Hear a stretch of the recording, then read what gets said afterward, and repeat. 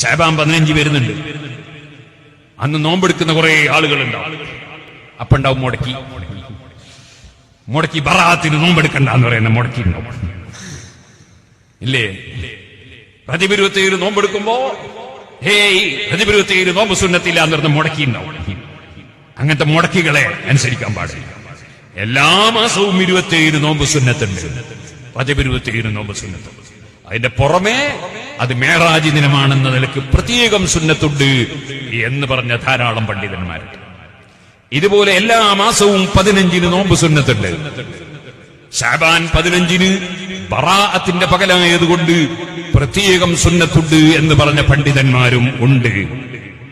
ആ വിഷയത്തിൽ വന്ന ഹദീസ് അതിന് തെളിവിന് അനുയോജ്യമാണെന്ന് ഇമാം റാംലി റളിയല്ലാഹു അൻഹു പറഞ്ഞിട്ടുണ്ട്.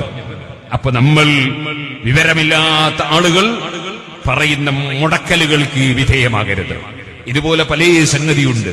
മുടക്കികൾ നിസ്കാരത്തിന്റെ ശേഷം ദുആ നടത്തുമ്പോൾ അത് മുടക്കാൻ നടക്കുന്നവര്, മയ്യിത്ത് കൊണ്ടുപോകുമ്പോൾ ദിക്ർ ചെല്ലുമ്പോൾ അത് മുടക്കാൻ പോകുന്നവര്, മരിച്ച വീട്ടിൽ വെച്ച് ഖുർആൻ ഓതുമ്പോൾ അത് മുടക്കാൻ പോകുന്നവര്, സുബ്ഹാനല്ലാഹ് മയ്യിത്തിന്റെ പേരിൽ ഭക്ഷണം കൊടുക്കുമ്പോൾ അത് മുടക്കാൻ പോകുന്നവര്, ഇങ്ങനത്തെ കുറെ മുടക്കികളുണ്ട് ലോകത്ത്.